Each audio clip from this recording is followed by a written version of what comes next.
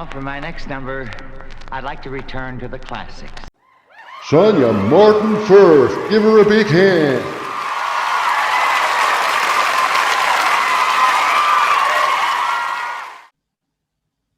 Hello everybody, welcome to the Patriot Show. I'm your host, Anthony Stephen Malone. We have a very special guest on this show this morning, Sonya Morton Firth, inspirational young lady in the business world. Hello Sonya, how are you doing? Anthony, hello, and thank you for putting me on this side of the camera. It's lovely to be on your show, and I truly feel honored. Thank you so much. No, thank you so much for coming on. I think this will be an unusual one because you're used to asking all the questions when you interview everybody. You have a lot of experience here. So some of my viewers will know who you are. There will be surprise you're on that side of the camera now. Can we go back and can you tell us a little bit about your background when you were at school and that? Wow, so we're going back a long time, without giving my age, of course, or anything like that. Anthony, I grew up, if you can tell, in Newcastle. So I'm a proud Geordie girl.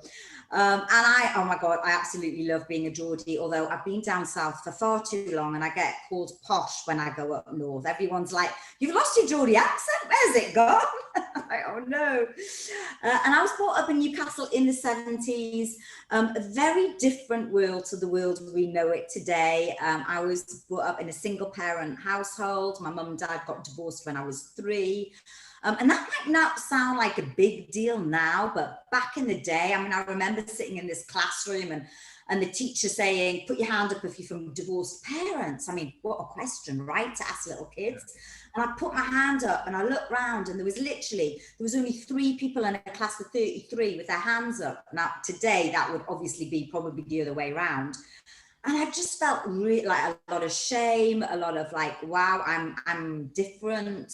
I mean, I was different anyway. The color of my skin up in Newcastle in the 70s, I was as dark as you get. I mean, it wasn't a multicultural society at all. So growing up, I'd say in the 70s in Newcastle wasn't a bed of roses. I love being a Geordie, but was, I wouldn't say I was bullied because I was never a victim, but I was picked on a lot by boys a lot of the time. I'm talking about when I'm little. And I remember I used to scrap them in the schoolyard. I'd be like, don't you say that to me, come here and I'll give you one. And I was only, I'm little anyway, but I was little then, but I was mouthy. And there was something about this feisty spirit in me that I just didn't want to lay down and take anything. I'm very much I guess a fighter, not a victim, and I do mean that in the best sort of connotations. And I'm talking to you, obviously a veteran and a fighter, and a lot of my guests are. But I think it's we're all born with something inside ourselves, and sometimes that thing is unleashed and it comes out. And sometimes we choose to go the other way and think that everyone's against us. So I guess that was sort of the growing up for me. I felt different. I was always told to shut up in class. I was told that I didn't concentrate. I was always the rebel. My brother was the A student, went to Cambridge, and I was always in his shadow, even though I was younger. So I just felt like, I didn't really fit in. Right. I guess that's what you can say.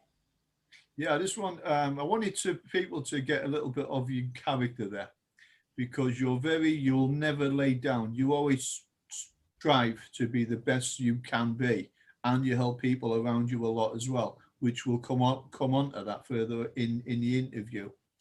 When you left school, what did you think you were going to do at that point? Do you know what?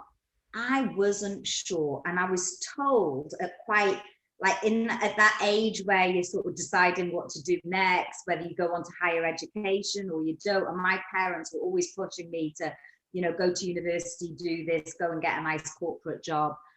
And they literally sent me to these career advisors. They didn't know what I was going to do. They would wash my hands. I was this rebel in school. And I remember sitting there and my dad took me down to London, and I was sitting there with all these girls, and it was just girls. And I'm from a comprehensive school in Newcastle, and the rest of the girls in this career class were all from private schools. And I just remember them saying, oh, you go to school with boys? You have the comprehensive system?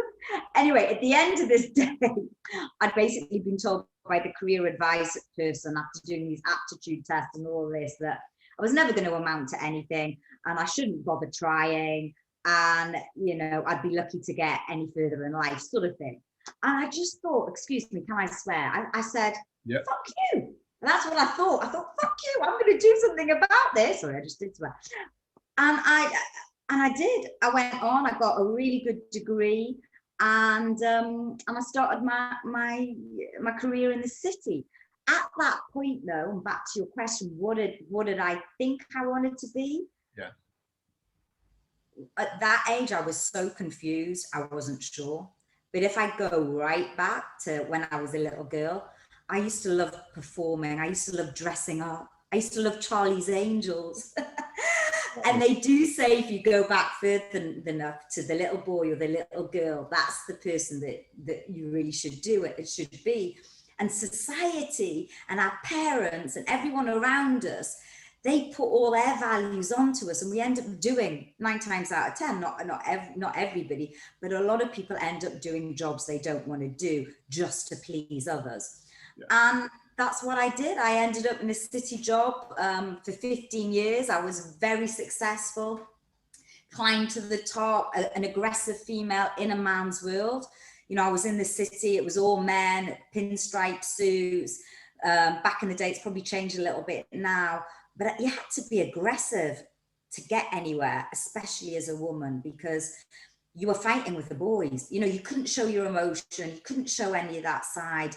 You just had to, you know, you had to be as aggressive. You had to be somebody that you weren't, basically. Yeah, you weren't just very successful, you were award-winning as well. Can you tell us a little bit about that? So I worked for a very large ratings agency, and in fact we were at the center of the big crash in 2007, 2008, and I was in sales, and I used to travel the world, all around Europe, all around the US, setting up their businesses everywhere. And I was so driven, Anthony, at that time. I mean, I had a long-term relationship, but I didn't have children. And I used to live with the BlackBerry by my bed. Do you remember the old BlackBerries? I don't know if you remember. But I used to wake up in the middle of 2 a.m, because obviously I was working with the US and the time difference.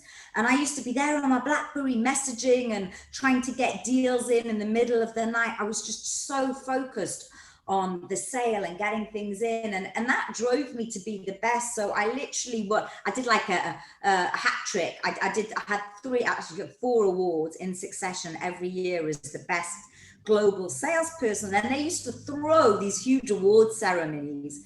I mean, one year, that was back in the day when expenses wasn't a thing, you know, we went everywhere.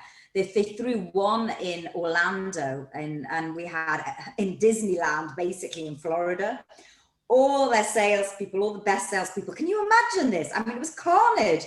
All flown in from different parts of the world, meeting with our US counterparts. And yeah, it was basically a week-long drinking fest, and then getting awarded at the end of it. But yeah, no, I achieved. I was known as one of their top salespeople in the world. Awesome. Well, exactly. You were very, very good at what you're doing at that point. You do a lot of fitness and bodybuilding. How did you get into that? Well, so that was after my corporate career, and I think that's what I realized in the corporate career is people lead really unhealthy lives. I mean, I've just talked about the drinking. I mean, that was just the tip of the iceberg, you know, the working hours, the drinking, the not eating, all of those sort of things led for a very unhealthy lifestyle. But I was always into fitness. And when I left the corporate world, I retrained as a personal trainer. And I wanted to do something in business, but I wasn't quite sure what it was. And I met a business partner, and we launched a brand of fitness clothes for women. It's actually still going. My business partner bought me out a few years in. I thought it wasn't for me either. But what I did see is the models that were wearing our gym clothes they were strong, athletic looking females, because we wanted our clothes to look great. So we didn't want the typical 6-foot catwalk model. We wanted the more athletic build woman. And I thought, wow, these women look great. I want to look like that. And I remember talking to them and they just said, well, yeah, this is bodybuilding. We lift weights every day. And then you cut down, you basically diet down for 3 months before you get on stage with a spray tan. And you've seen it, it's like the bodybuilding shows. So I thought, I'm going to do this. I've always had body confidence issues. And I don't know if you've got women listeners, but I'm sure men can resonate this. Just lifting weights, especially for women, gives you so much confidence. And it changed my life mentally, not just physically, not just in terms of what it did to my body, which I've got to say, amazing results. But mentally, I felt stronger, sexier, more determined, like I could take on the world. So I bodybuild. I haven't competed for a couple of years. In fact, my last show was at the O2, standing in a bikini in front of a whole arena and the judges at the age of 46. So that was quite terrifying, although Anthony, you've been through, I'm sure, a lot more terrifying moments than standing in a bikini in the O2. I don't know, if I was standing in a bikini in the O2, that would terrify me. All right, so do you find there is a connection? I know it's quite obvious to a lot of us, but between mental health, your fitness, and work. Can you explain a little bit about the mindset of that? Absolutely. And I think what's drawn this home even more is what we're all going through at the moment, the pandemic. A lot of us have been working from home. We're not used to working from home. Some of us are used to, getting up, doing the commute, going to the corporate job, and suddenly we've had a lot more time on our hands. And it's a fact, it's out there that this pandemic, it's really sad. It's affected so many people physically, but the biggest thing it's affected our mental health massively. We're not meant to be locked up, locked down, whatever. And exercising every day, and it's something I put into my daily routine absolutely every day. It's the first thing I do when I get up, get ready, go to the gym. Now in lockdown, I couldn't go to the gym, but I made sure I was outside and I was doing something. I have got a friend here that is a personal trainer, and we worked out together for an hour every day.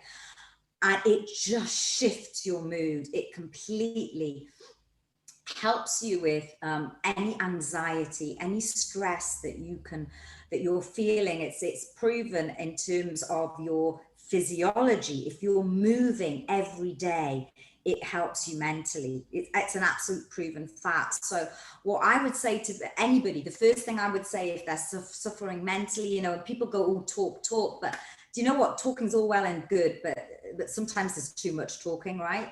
You just need to take action. And the first piece of action I would say is just move your body. And it doesn't sound like a lot, but if you're suffering from mental health issues, from anxieties, from stress, moving itself can be quite a hard thing. And I would say just going out for a walk, getting out into nature, just going and sitting outside, appreciate the beauty that is around us, and just doing something physically can help you mentally. And it really can, because if you're just sat on your sofa or lying in bed, and honestly, when you've got anxiety and when you are affected mentally, you getting out of bed is a difficult thing to do. Getting off your sofa is a difficult thing to do. But once you make that first move, it can really help shift your mindset. And it is just little by little, take one step at a time. Don't think of and visualization is great, and always keep the end goal in mind, but just keep one step and one foot in front of the other. Don't think too far ahead, just one step in front of the other.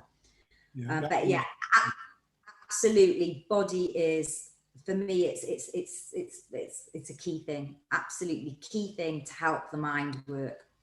Yeah, I think that's very important. If anyone is watching this and then they're having a bit of a bad day, we all get them.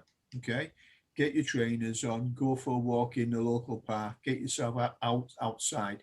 You'll feel a lot better with yourself. Well, your advice there was little baby steps to actually start with. Very important. A walk can then lead to a run into other training as well. But it's getting outside and feeling good about yourself. Positive mindset. That's what it's about, isn't it? Absolutely. And surrounding yourself with those people that are going to support you, not those people that are going to put you down. So the first thing I'd say is switch off that TV, switch off the mainstream media, because it's all a load of shite. They're feeding us with rubbish. They really are. And I'm so passionate about this. We're hearing every day, this is happening, that's happening, COVID, this, people are dying. Just switch it off. We don't need to hear it. Fill your mind with something positive. I mean, what I love doing is I put my earphones on, and I did it this morning, and I go and I listen to an uplifting podcast. I actually listened to yours this morning, Anthony, because you're doing amazing podcasts. But it could be anything. It could be something on mindset. It could be something on, veterans, listening to their stories, because actually listening to other people's stories of how they've got through adversities and challenges can really help you in your situation. And this is certainly what I found when I'm interviewing my guests. It's like, wow, I think my issues are bad. Well, I don't, but suddenly you're like, oh my God, these people have gone to war. They've lost limbs. They've been through excruciating circumstances that most of us on our planet will never go through. And Anthony, I know your story is one, and you've been through those situations that the normal person will just not appreciate. Now, I'm not suggesting for any stage that one person's stress or anxiety is any worse than another person's, but sometimes just listening to other people's stories and how they got through it can help you with your own. And it's like you say, it's positivity rather than just constantly hearing the negative. You actually can do something about it. You can change your life. You really can. Incredible individuals out there, men and women and children, and some of their stories are humbling and inspiring. Some people have been through so much, it's unbelievable, and I actually find a lot of their stories so inspiring, and it helps you get perspective, I find, as well. You think you're having a bad day, there's always someone out there who's having a worse day. That's the way I look. And Anthony, you're saying that, and you spent 3 years in an Afghan prison. I mean, how the hell did you get through that? I know it's not your interview, but I mean, for you to sit there and say that, and yet, you must have used some of that mindset when you were in that situation. Yeah, I kind of did, but I was there to do a job, and we did it very well. But I wouldn't recommend that to anybody out there. Don't go into that. Right, but listening to your story is inspiring. And actually that's the thing that fuels you, listening to other people's stories, that actually people can overcome challenges, adversities. They go through different lives, whether you choose to put yourself in that situation because it's your job, or because you've just found yourself there because of circumstances. Like you say, we all have bad days. It's how you choose to perceive those bad days, because we can all be a victim. We can all go, fucking hell, my life is shit. Woe is me. Oh my God. Well, who gives a shit? Who gives a shit? Honestly, the only person you're hurting is you. We all have pain. Every single one of us, humanity, we all have pain, but we can choose to suffer. And I'm going to say that again. We all have pain in our lives, but we can choose to suffer. And it's a choice. Suffering is really a choice. Well, exactly. That was very well put, that as well. Question: you have mentored over the years quite a few people. Can you tell us a little bit about that as well? Well, I've mentored everyone. So when I came out of the fashion business, when I came out of the gym wear brand, I'd learned so much from setting up a business from scratch, launching a business. And we made some mistakes, and I think you have to learn from your mistakes, your failures. You learn more from your failures and trying something than if you don't try at all. So I set up a small entrepreneurial group, and I really wanted to give back to entrepreneurs, to startups, to help them. And mentor them in all sort of different aspects, whether that was trying to get investment in, because that's a whole nother ball game, around social media. Now, I'm not a social media expert, but I know sort of the things that you need to look at. But everything really, from setting up a business, how, from starting, what the pitfalls are, but more than anything else. And I think this is something people take for granted, because you can read, there are so many skills out there, and you can go and you can learn and you can get the knowledge to apply to your business. And actually, now is the best time. There has been no better time to start a business than right now. It's so easy. However, it doesn't necessarily mean you're going to succeed. And a lot of what I talk about is actually getting the mindset right in business, because your mind has to be aligned. Your mind, your body, your health, your wellness aligned to create the right business for you.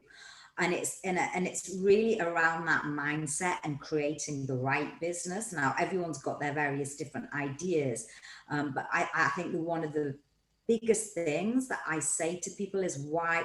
What is your why? Why are you doing that business? And if the why is great enough, like Simon Sinek says, then you'll find a way. But if your why is just to make money, I would question that. I would really question. If your why is just to make money, then go out, get a corporate job. Yeah. Because running a business is 24/7. And if your why is just around the money, and you're not always going to have, there's going to be shit days where you don't have money. And probably for the first couple of years, you won't get money in. So you've got to love what you do, right? You've got to have passion. You've got to believe in it. You've got to be aligned. This is your purpose. This is what I want to do. And it's not just about making money. If it's just about making money, I'm not going to say you are going to fail, but it's not the greatest way to set up a business. Yeah, I think inspiration and drive, passion has got to be an important part of that. And what you want, and even when you're having a bad day and you haven't got anything, like you said, running businesses, you don't earn anything on a lot of businesses for many years, but you've got to still put in the effort, get out of bed, put the effort in every day. That's what it's about. Getting up at 2 o'clock, 4 o'clock in the morning, dealing with America.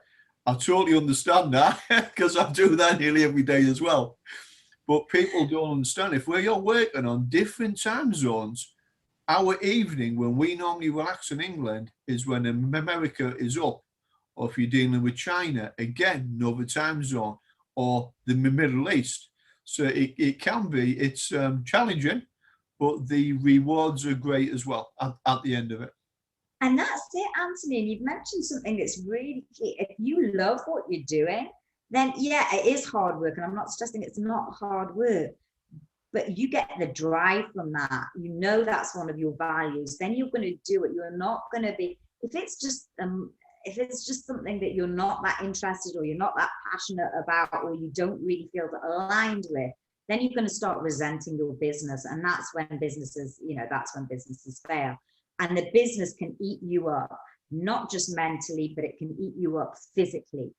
And I have seen so many people that have been burnt out because of business. They've ended up losing everything, losing their money, and losing their physical, their stress levels have gone through the roof. Their body's gone, they've gone out of shape. Everything has gone out the window. Don't let your business do that. Keep an eye on your big vision. Keep an eye on the fact that you're passionate about it, you love it, and just keep centered every day, and keep up the body work, keep up the exercise. Never say you don't have time to exercise. It's so important. I'd probably put meditation in there as well. I don't know if that's a bit woo-woo for this show, but I'm a great one for a bit of meditation as well. All right. Talking about back to you on this one. the Sonya show. Explain to me how that happened. Gosh, Anthony, it was probably the best thing that ever happened to me. And so after all the bodybuilding, I went back to the corporate life for a couple of years. I managed to build a property portfolio, but I still wasn't really fulfilled inside me. I still thought, I'm still not sure why I'm here. What is it that I'm meant to be doing? So I did a lot of personal development work, and I've worked with some great names out there. I did Tony Robbins' work, and I did a lot of work with a guy called Dr. John DeMartini, and he talks about values, and he talks about how every one of us are unique, and we all have our own set of values. But too often or not, society, our parents, our friends, social media come in, and before we know it, we're leading somebody else's life. We all know the story. I was probably leading my parents' life when I was in the city. It wasn't really what I wanted to do, because if I go back to the little girl that I talked about, I loved dressing up. I wanted to be Charlie's Angels. I wanted to be in front of the camera. And the work we do with Dr. John DeMartini is really going back and discovering what your inner values are. And your values are different to my values, are different to everybody's values. And too many people let society tell you what you should do, rather than really tapping in to what I believe you're born to do. And that's different for everybody. So we did this work, and all I know is I love people. I find people so interesting. I love looking glamorous. I like being in front of the camera, believe it or not. And I just thought, what am I going to do? But I want to shine a light on these people's stories. I was very into personal growth at the time. So I'd retrained as a coach, an executive coach as well. So I've got my qualification, and I thought, well, that might help as well. And I've done some coaching as well. But I just felt that there are so many people out there with absolutely incredible stories that I would say don't lead a normal life. Now, I don't want anyone to look at this and say, well, what is a normal life? Because no one really leads normal lives. What I'm saying is those people that have gone over and beyond, gone above and beyond, whatever their call of duty is. And I have attracted a lot of veterans, but it's not necessarily veterans, it's other people that might have gone through adversities, challenges, or got to the top of their game. So I started the show a year and a half ago. It's coming up to 2 years actually. Yeah. And it just started with the premise of interviewing people that lead a life less ordinary, that think outside the box, and that have overcome something and have got a message to get out there. And before you know it, I attracted a lot of veterans. One of the first guys I had on, he served in the Angolan War in South Africa. He told his story. And then before you know it, I was approached by another veteran. And I was blown away. I've got to say, Anthony, I was blown away by the humbleness, I think, of the veteran community, because it is a community. Look, I've never served myself. My grandpa served in World War II, but I felt like I resonated in some way. I felt like I just wanted to get their stories out. I, for one, don't think our government, our country does enough for people that serve. And to hear these stories, people like yourself that have put your life on the line to save others, just something in me that says, oh my God, this is, we need to shine a light on more of these stories. And truly it's an absolutely amazing community. There's some great charities, and I know, Anthony, you raise a lot of money as well for the homeless. But if I can do anything to help and raise awareness, because it is about raising awareness about what's going on, then I think I've loved it. I've loved every minute of it.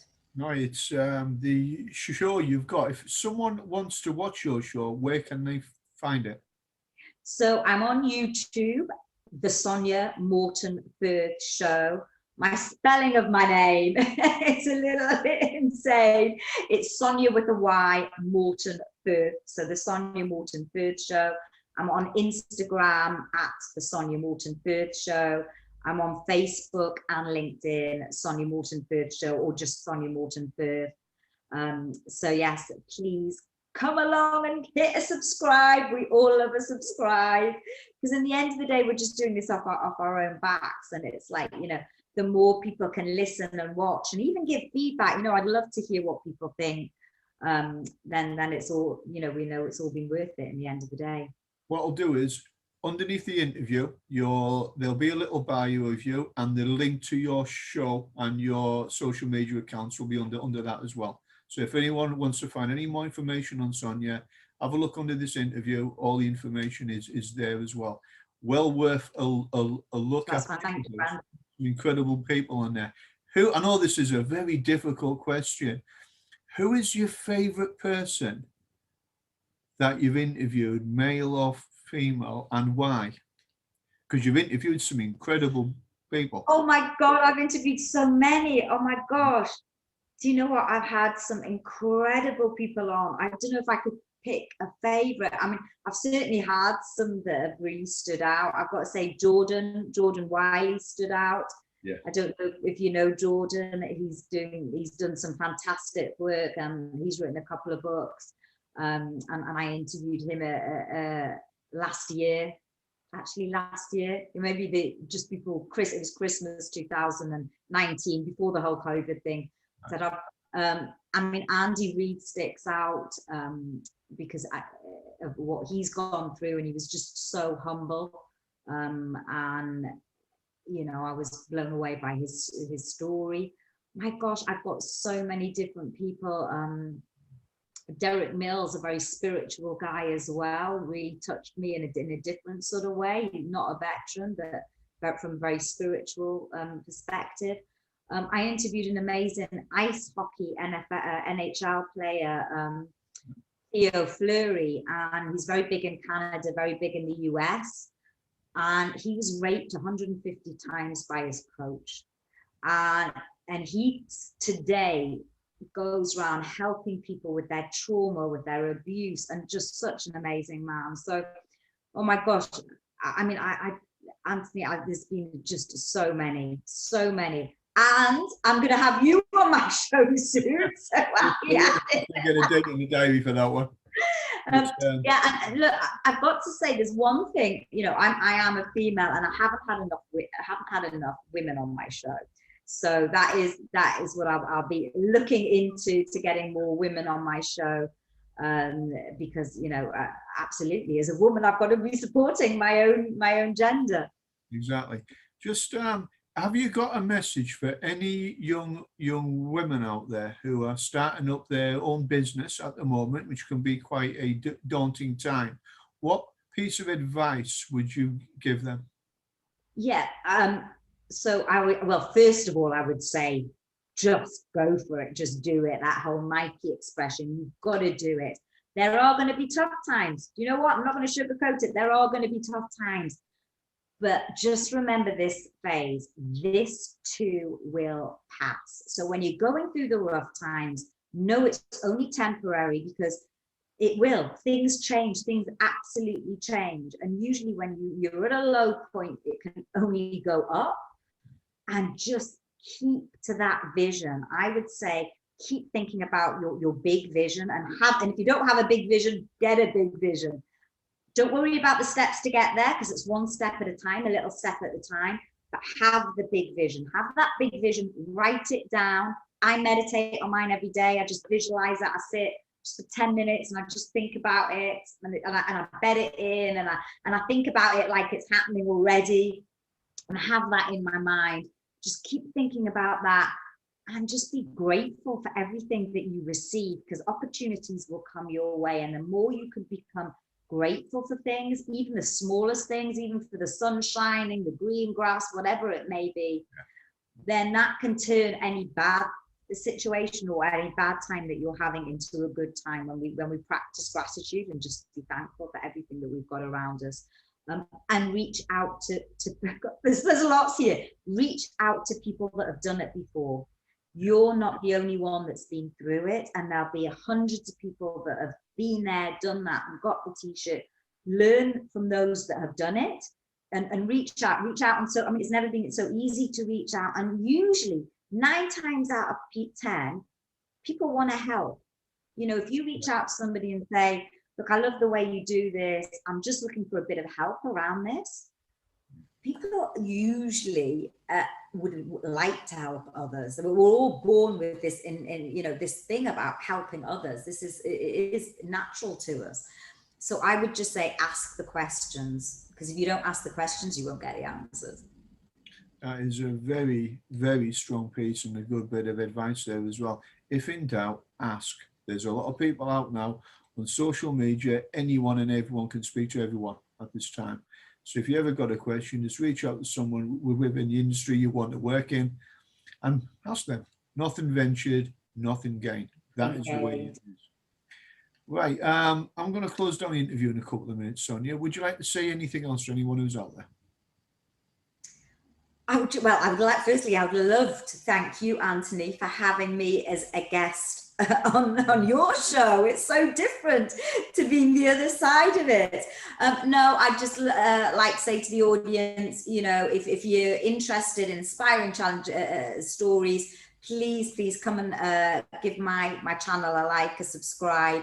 I'm about to rebrand and change things up as well. So I'd love to get everyone's views on that. That's going to be in about a month's time. But no, I right now, all I can say is a big thank you, Anthony, for making this happen. It's great. No problems at all. It's been absolute pleasure. If you can hold on the line for a minute, I'm just going to say goodbye to all the viewers. Right, ladies and gentlemen, I hope you've enjoyed the interview. I hope you've learned something from it as well. And Sonya is definitely an inspiration to a lot of other people out there. Right, everyone who is deployed, stay safe, and we'll catch you on the next show. Thank you, ladies and gentlemen. Goodbye. Thank you. And if you're serving, thank you.